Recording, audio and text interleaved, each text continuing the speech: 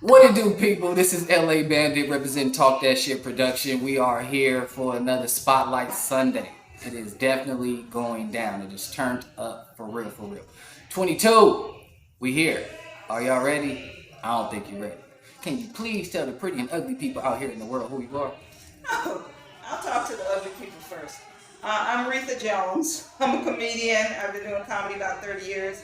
After COVID, getting back to it. So that's it. Okay, 30 years, huh? Yes, sir. That's some time. All right. Okay, trying to do math. Okay, that make you no. Yeah, I mean, yeah, that's some time right there. I can't say shit about that, but what was the spark that got you to, like, you know what, I'm gonna do comedy? Well, what had happened was I was on tour with the #1 black stage play in America back in the late 80s. Okay. It was called Beauty Shop. Shelley Garrett's Beauty Shop. And also I had seen Judy Carter on Oprah Winfrey in 1987 selling a book, which everybody did when they went on Oprah. They were trying to sell a book. She said it was called Stand-Up Comedy, the book. And her name is Judy Carter. She said, I can teach anyone to do stand-up comedy. Okay, so I bought her book, went on the tour. It passed around. It was a comedy tour, so it was like 4 comedians in the tour. So by the time we came back, I noticed on the back of her book that in 1991, when the tour ended, we were all just figuring out the next thing. So a friend of mine noticed on the back of the book, hey, she has a class here in Venice, California. And we called, and they were like, oh, we're going to do a seminar, come down Sunday. We're doing an introductory seminar. So I prayed on it, and I said, maybe this is for me. And I went and she had some volunteers come on to.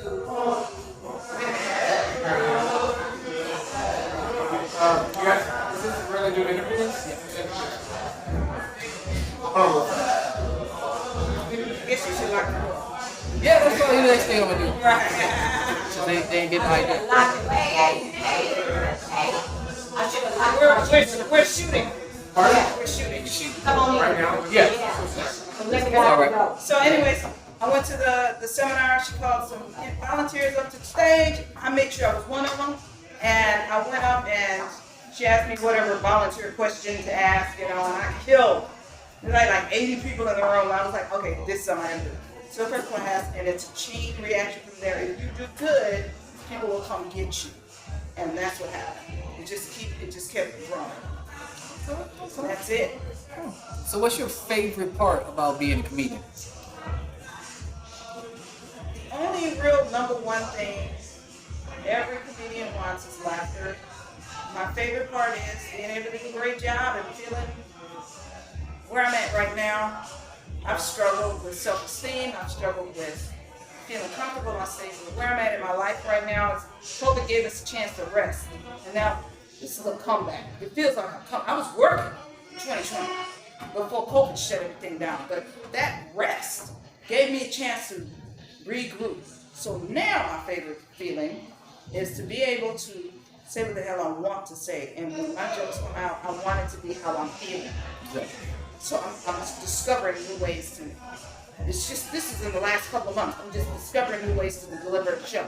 So regardless of what happens to the audience, I want to be able to feel good about being on that stage. That's the favorite part. The unfavorite part is when you don't feel good, when you don't feel in yourself. Even though people say, hey, you were good, didn't notice. No, I didn't feel good. So I got to feel good. I get that.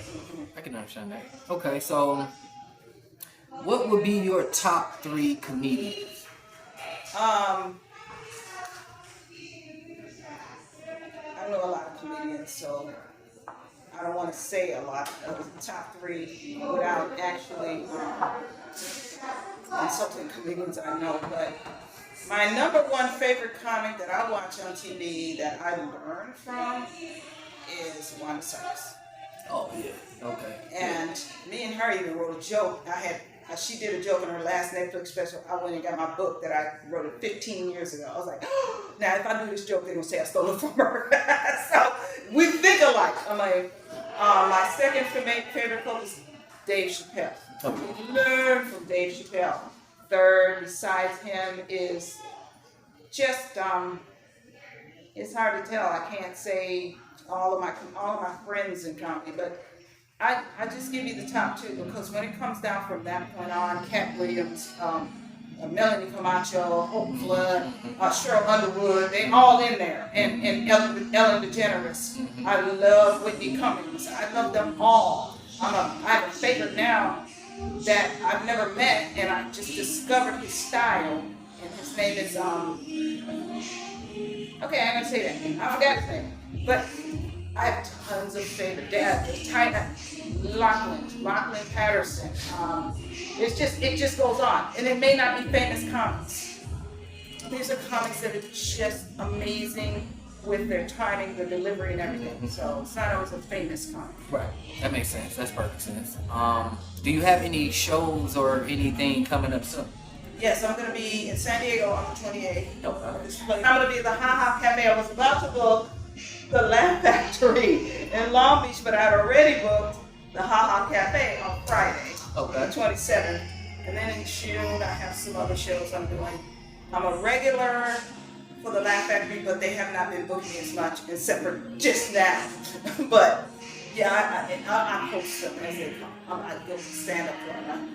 I'm not out of town yet. I haven't got to the travel part. Not this year. Okay. Well, y'all already know with every interview, I always tag the artist, so there's no excuse why you cannot follow or find out. I didn't hear where she said to find her. No, I put it right at the bottom. That's exactly where it's going to be, right at the bottom. When I edit this video, it's going to be right here, okay? That's where it's going to be. So, is there anything you want to tell the people before we go? Keep going to live comedy as much as you can.